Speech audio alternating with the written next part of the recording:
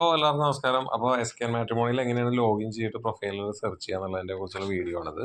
അപ്പോൾ നമുക്ക് ലോഗിൻ നമ്മൾ യൂസർ നെയിമും പാസ്വേഡും നമ്മുടെ പേയ്മെൻറ്റ് ചെയ്ത കസ്റ്റമേഴ്സിന് മാത്രമേ നമ്മൾ കൊടുക്കുകയുള്ളൂ. അപ്പോൾ ഇങ്ങനൊരു ലിങ്ക് നമ്മൾ പ്രൊവൈഡ് ചെയ്യും, നമ്മളുടെ സ്റ്റാഫ് പ്രൊവൈഡ് ചെയ്യും. അത് പ്രൊവൈഡ് ചെയ്തിട്ടുണ്ടെങ്കിൽ ഇതിനകത്തൊരു യൂസർ നെയിം പാസ്വേഡ് നിങ്ങളുടെ ഇമെയിലിലേക്ക് ഓൾറെഡി വന്നിട്ടുണ്ടാവും. അത് വെച്ചിട്ടാണ് ലോഗിൻ ചെയ്യേണ്ടത്. അപ്പോൾ ഫോർവേഡ് പാസ്വേഡും ഉണ്ട്. നമുക്ക് പാസ്വേഡ് വിട്ടുപോയി കഴിഞ്ഞിട്ടുണ്ടെങ്കിൽ നമുക്ക് ഫോർവേഡ് പാസ്വേഡ് അടിക്കാം. അപ്പോഴും നമ്മുടെ ഇമെയിൽ ഐ ഡിയിലേക്ക് നമുക്ക് ലിങ്ക് വന്നോളും, പാസ്വേഡ് വന്നോളും. യൂസർ നെയിം എന്ന് പറയുന്നത് നിങ്ങളുടെ ഇമെയിൽ ഐ ഡി തന്നെയാണ്. ഇമെയിൽ ഐ ഡി വെച്ച് കിട്ടിയില്ല എന്നുണ്ടെങ്കിൽ നമ്മുടെ SK ഐ ഡിയും കൊടുക്കാവുന്നതാണ്. വിത്തൗട്ട് സ്പേസ് ഒക്കെ കൊടുക്കണമെന്നേ ഉള്ളൂ.